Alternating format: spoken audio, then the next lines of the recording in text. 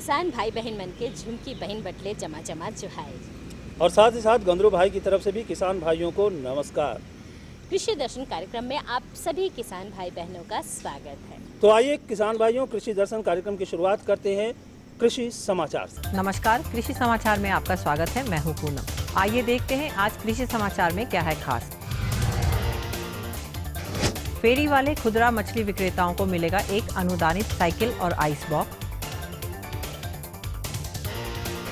कृषि विभाग ने खरीफ उत्पादन के लिए तय किया लक्ष्य। एक मुलाकात सफल किसान जितेंद्र महतो के साथ। अब समाचार विस्तार से। मत्स्य विभाग झारखंड सरकार की ओर से रांची जिला शहरी और ग्रामीण इलाकों में घूम घूम कर मछली बेचने वाले खुदरा विक्रेताओं को एक साइकिल और एक ब्रांडेड आइस बॉक्स की खरीद पर 50% अनुदान उपलब्ध कराया जाएगा, जबकि बीपीएल उम्मीदवार को 75% अनुदान दिया जाएगा। एक साइकिल और एक ब्रांडेड आइस बॉक्स की योजना लागत 7,000 रुपये है। यह कार्य वित्तीय वर्ष 2013-14 के लिए डोमेस्टिक मार्केट योजना के तहत किया जा रहा है, जिसमें जिले के 90 लाभुकों को सहायता प्रदान करने का लक्ष्य रखा गया है। राज्य कृषि विभाग की ओर से इस वर्ष खरीफ मौसम के लिए धान, मकई सहित 27.55 लाख हेक्टेयर में विभिन्न फसलों की खेती का लक्ष्य रखा गया है। खरीफ 2013 के लिए 42,000 हेक्टेयर में मोटे अनाजों की खेती की जाएगी, जिसके अंतर्गत 38,000 हेक्टेयर में महुआ, 3,000 हेक्टेयर में ज्वार और 1,000 हेक्टेयर में बाजरा की फसलें लगाई जाएंगी। इन फसलों से इस वर्ष 81,55,000 मीट्रिक टन उत्पादन का लक्ष्य रखा गया है।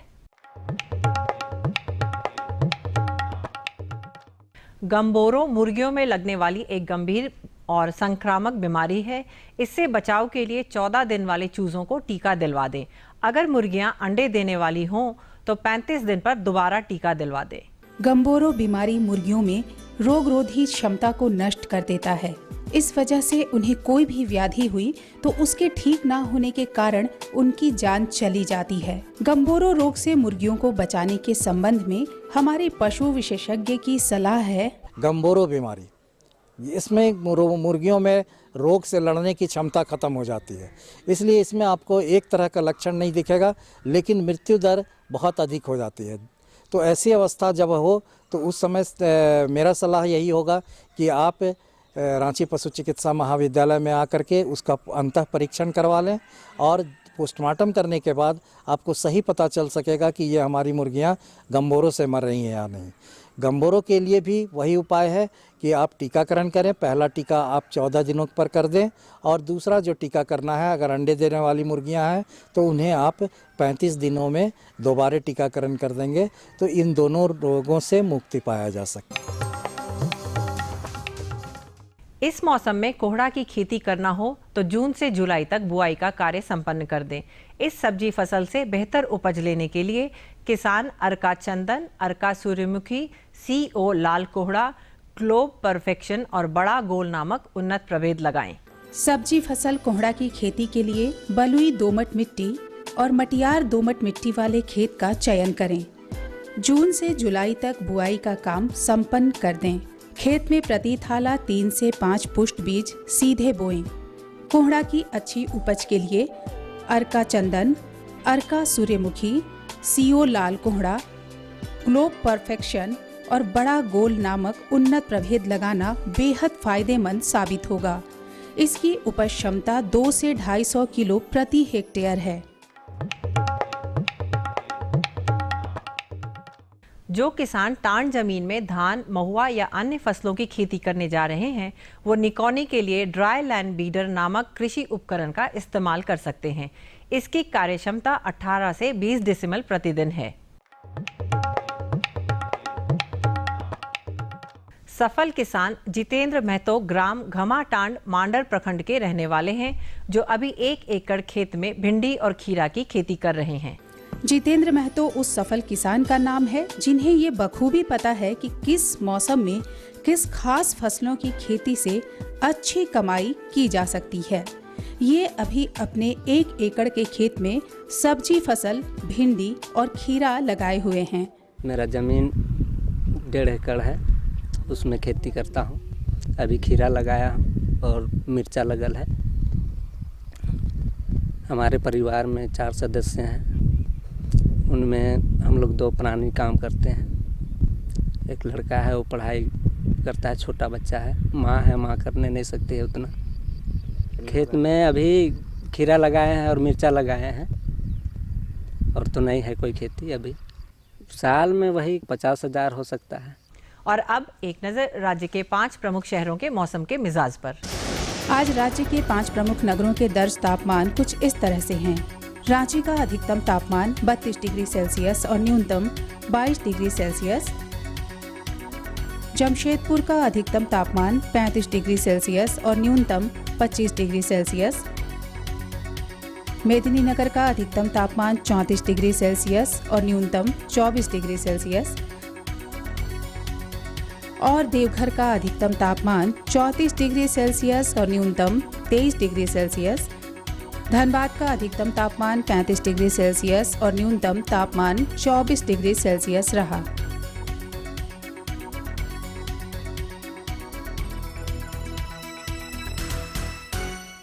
और अब मंडी भाव में आइए नजर डालते हैं अनाजों के भाव पर।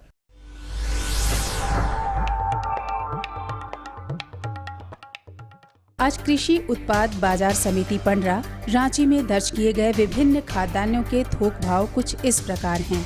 चावल मोटा 1,800 रुपए से 2,000 रुपए, चावल मध्यम 2,100 रुपए से 2,500 रुपए, चावल उत्तम 2,700 रुपए से 4,700 रुपए, गेहूं 1,400 रुपए से 2,100 रुपए, चना 3,700 रुपए से 4,200 रुपए, दाल अरहर 5,600 रुपए से 6,500 रुपए, दाल मसूर 4,500 रुपए से 4,900 रुपए, दाल चना 4,550 रुपए से 5,000 रुपए, सरसों तेल 8,500 रुपए से 9,500 रुपए, चीनी 3,375 रुपए से 3,450 रुपए, आलू 750 रुपए से 950 रुपए और प्याज 1,075 रुपए से 1,250 रुपए प्रति क्विंटल रहा।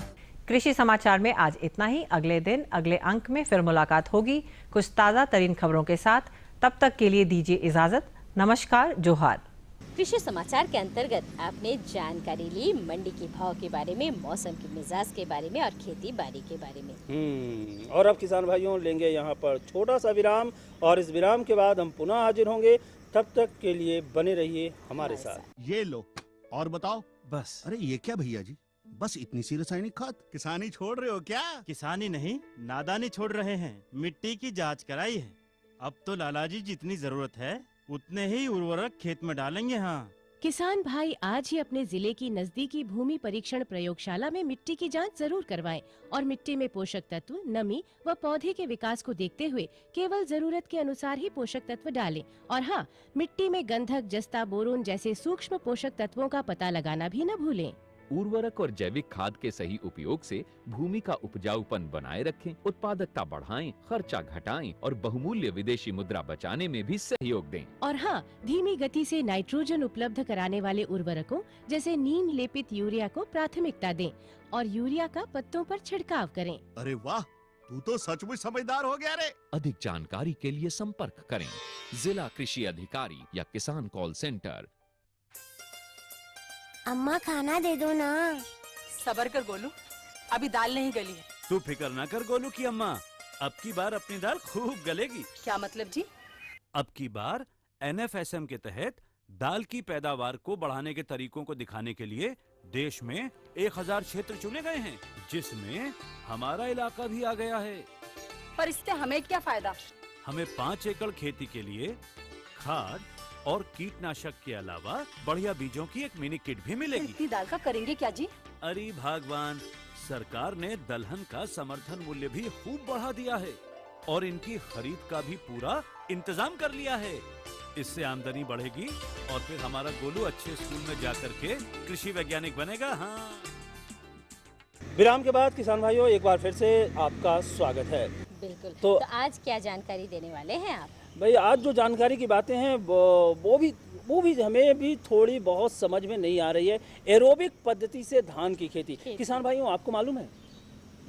हमारे किसान भाइयों को भी नहीं मालूम। अरे है किसी किसी को तो है, लेकिन बाकी लोगों को तो जानकारी देनी ही पड़ेगी। चलिए, तो हमारे कुछ किसान भाइयों को ये जानकारी है कि एरोबिक पद्धति से किस तरह से धान की खेती होती है, लेकिन हमारे सभी किसान भाइयों को भी ये जानना चाहिए, क्योंकि ये जो पद्धति है उसमें जो धान की खेती होती है वो बड़ी आसानी से होती है और फसल का उत्पादन भी बहुत अच्छा होता है।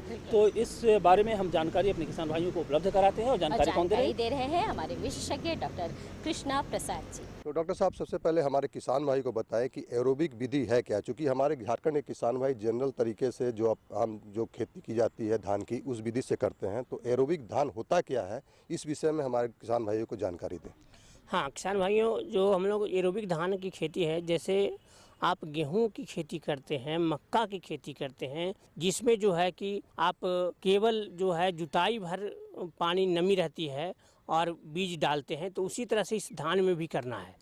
और उसमें भी कोई पानी बांधने की ज़रूरत नहीं है और पानी नहीं बांधेंगे। लेकिन जैसे हम लोग ऊपरी ज़मीन में जो खेती करते हैं कि पानी बीचड़ा लगाते हैं, जैसे लगाते हैं और उसके बाद पानी ऊपर से हुआ उस पर देते हैं और कम फर्टिलाइजर पर देते हैं, उस तरह से नहीं करना है। यहाँ पर क्या करना है कि आपको खेत की बढ़िया से तैयारी करना है और अच्छे उर्वरा दे करके और खेती धान को लगाना है। रोपाई नहीं करना है, कदवा नहीं करना है और बिचड़ा उगाने की ज़रूरत नहीं है।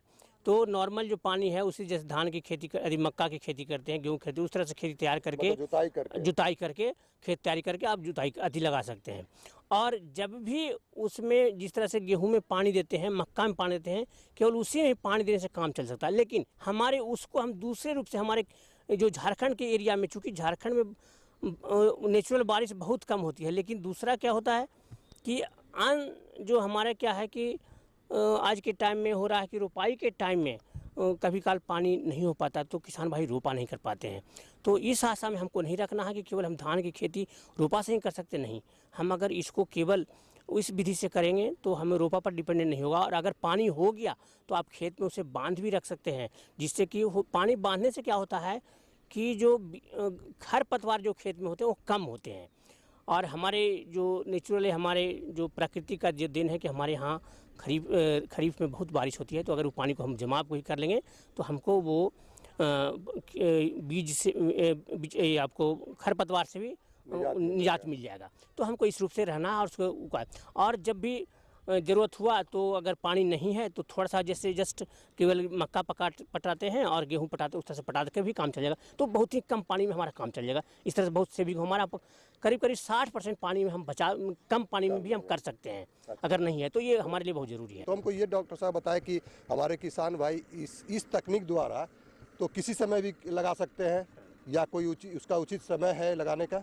हाँ, ये हम किसान भाइयों ऐसे जो हम खरीफ में भी लगा सकते हैं, अगर संभव हो तो हम किसी भी समय, जब कि कोई लिमिटेशन ऐसा नहीं हो तो हम इसको लगा सकते हैं और कम पानी में हम अपना काम चला सकते हैं।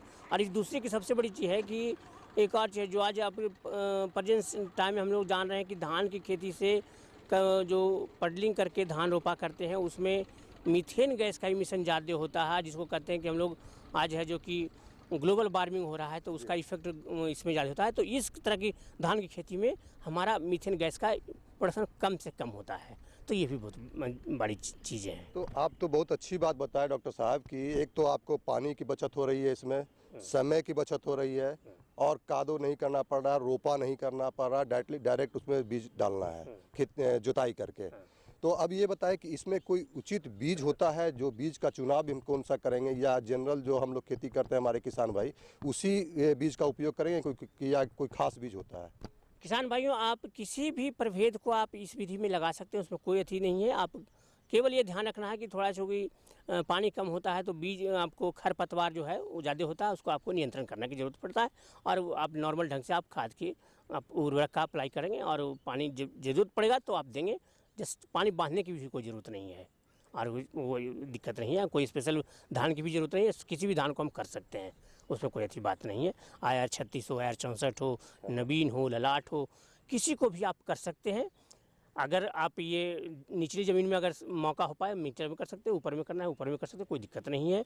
और अगर पौधे से पौधे की दूरी भी मेंटेन कर सकते हैं और नहीं तो लगातार भी कर सकते हैं। अगर पौधे के पौधे से दूरी मेंटेन कर सकता है तो जो रोपा में रखते हैं 15 से 15 सेंटीमीटर के, वो 15 से 15 सेंटीमीटर रखेंगे। कतार से कतार की दूरी 20 सेंटीमीटर रख सकते हैं, या अगर सीधे कंटिन्यूस भी लगा सकते हैं, कोई उसमें बड़ी बात नहीं है। तो हमारे किसान भाई को ये बताए कि इसमें ये जो खेती करेंगे उसके बाद खेती के बाद उसमें खाद और सिंचाई की आवश्यकता, सिंचाई तो आप बदले की जरूरत पड़ेगा, तो खाद की कोई आवश्यकता? हाँ, खाद तो हम जैसे देते हैं आप वैसे देंगे, उसमें कोई अथी नहीं है। नाइट्रोजन, फास्फोरस, पोटास सारी खेत जितना डालते थे ज़मीन के हिसाब से, मध्यम ज़मीन में जितना हमारे जो 60, 40, 20 हम 30 देते थे वो हम इसमें भी देंगे मध्यम ज़मीन के लिए। फिर अगर लो लैंड में लगाए हुए हैं तो वहाँ पर जो लॉन्ग डिस्टेंस वैरायटी है जिसमें कि 80 देते हैं, 80, 40 और 30 जो देते हैं, आप उसको ऐसे दे सकते हैं, कोई दिक्कत नहीं है उसमें। अच्छा, और कोई उचित सावधानी इसमें? सावधानी यही रखना है कि हमें उसमें घास को कंट्रोल करने की जरूरत है, जो उस पर हाँ घास को हमारे किसान भाई किस तरह से कंट्रोल करेंगे? हाँ, उसमें घास कंट्रोल करने के भी जो बीडीसाइड आजकल बहुत सारे अवेलेबल्स हैं, आप उसको अप्लाई करेंगे तो हमारा काम चल जाएगा। फिर अगर जो जिनका घर में अपने लेबर अपने ही खेती करते हैं तो उनसे भी आप निकाल सकते हैं, कोई दिक्कत नहीं पड़ेगी। अच्छा, इसमें तो आप जो बता रहे थे, तो इसमें आप ये बताइए कि इसमें बीज जो लेते हैं उसमें बीजोपचार की आवश्यकता पड़ती होगी?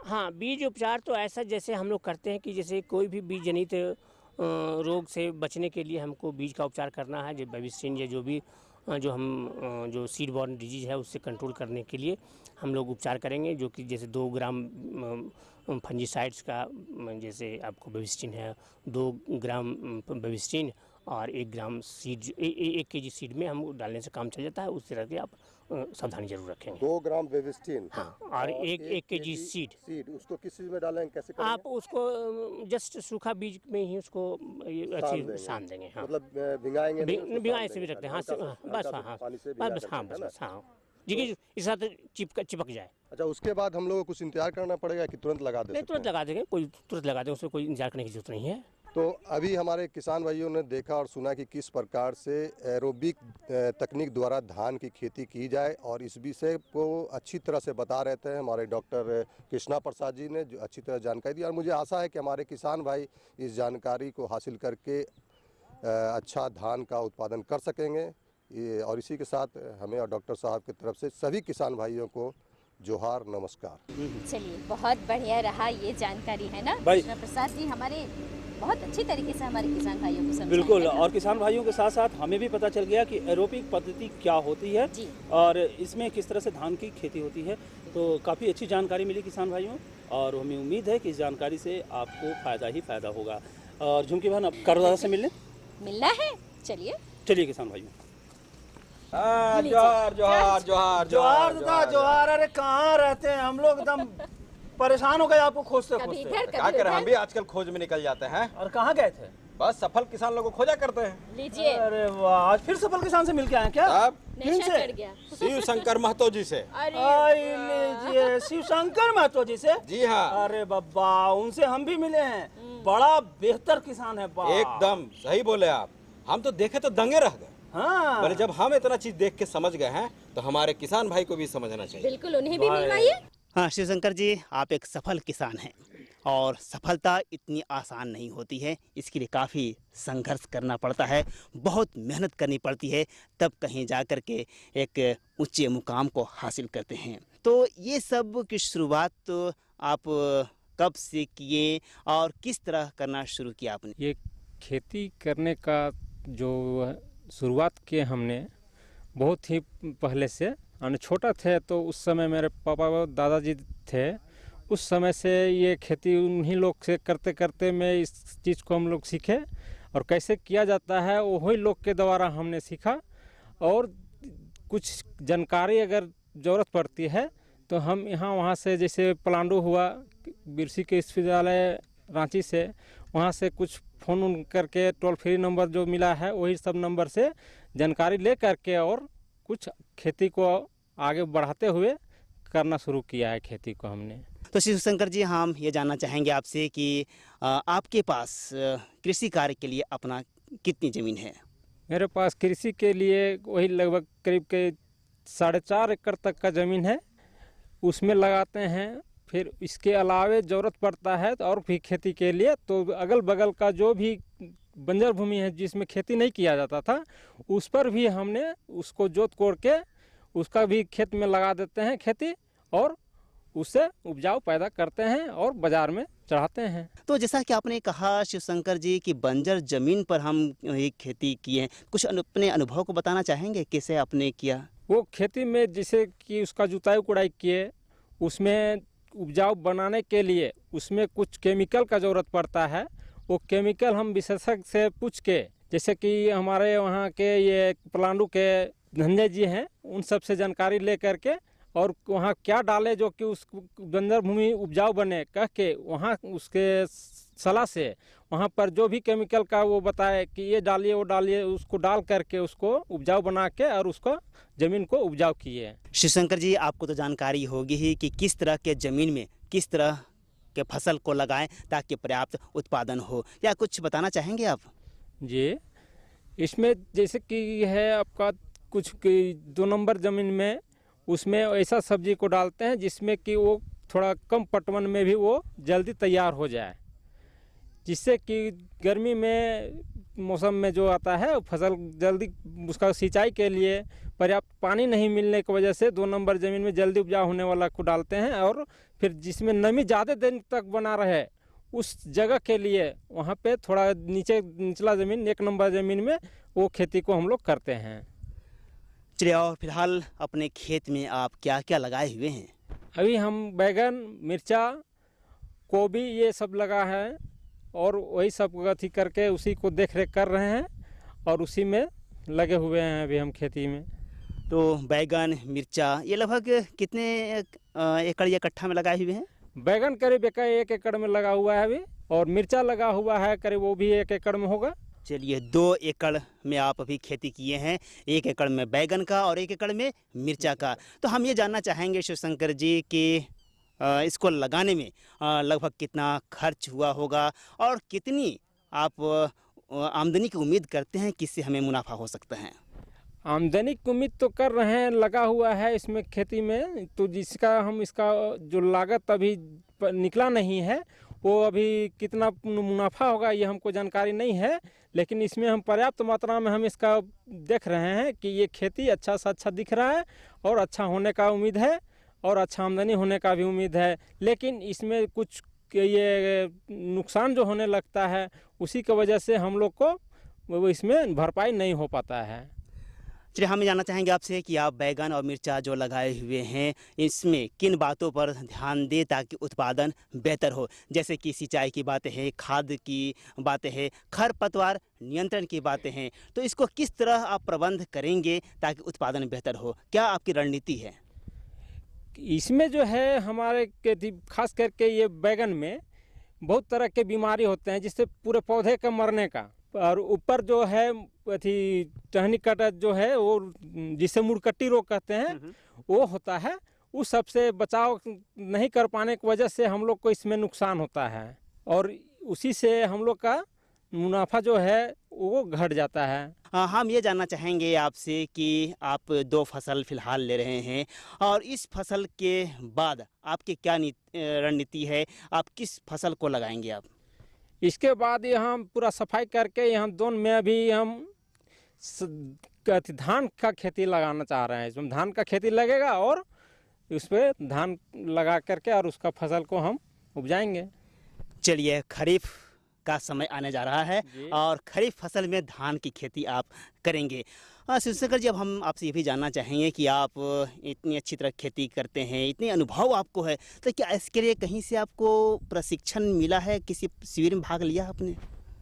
जी, शिविर में कहीं तो भाग लेते हैं जहाँ पे कृषि दर्शन का ये और भी तरह का जो विशेषज्ञ लोग आते हैं, किसी का जैसे कहीं पर कोई प्रोग्राम हो रहा है कि विशेषज्ञ लोग आते हैं तो वहाँ जा कर के मिलते हैं कि बीज वाला के लिए वो लोग जहाँ शिविर लगाते हैं वहाँ भी जाते हैं, मिलते हैं और उसका जानकारी हम लेते हैं। हम आपसे ये जानना चाहेंगे कि कृषि दर्शन कार्यक्रम में फोन इन कार्यक्रम होता है जिसमें कृषि विशेषज्ञ कृषि संबंधी समस्याओं का समाधान करते हैं, तो क्या आप उसके तहत भी आप जानकारी लेते हैं, समाधान करते हैं अपनी समस्याओं का?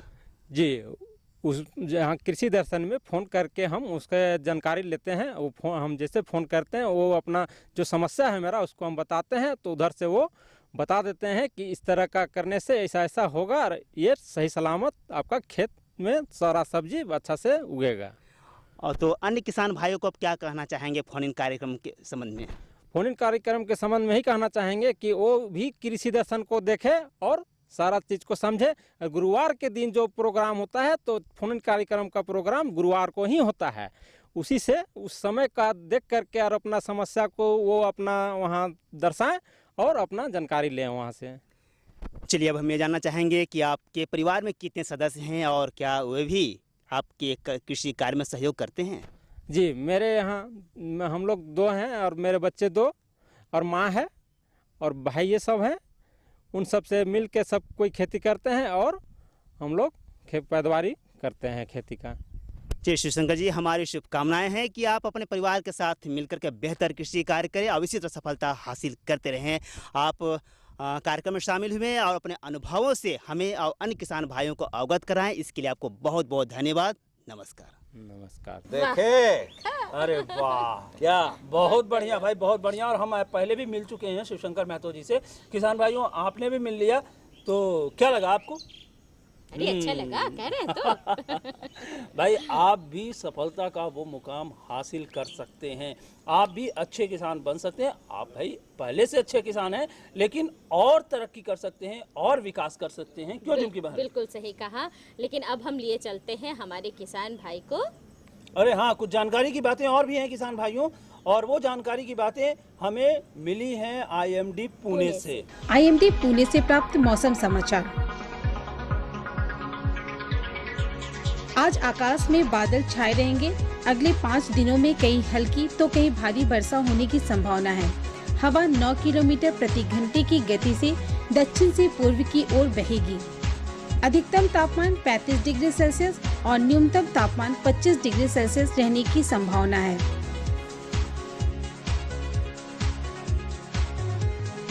जो किसान भाई अभी तक खेत की जुताई नहीं कर पाए हैं, वे आगामी दिनों में होने वाली वर्षा का लाभ उठाते हुए अपने खेत की जुताई ढाल के विपरीत करें। जो किसान भाई अपने खेत की तैयारी कर चुके हैं, वे विभिन्न फसलों जैसे धान, मकई, अरहर, मूंगफली इत्यादि की बुआई आरंभ कर दें।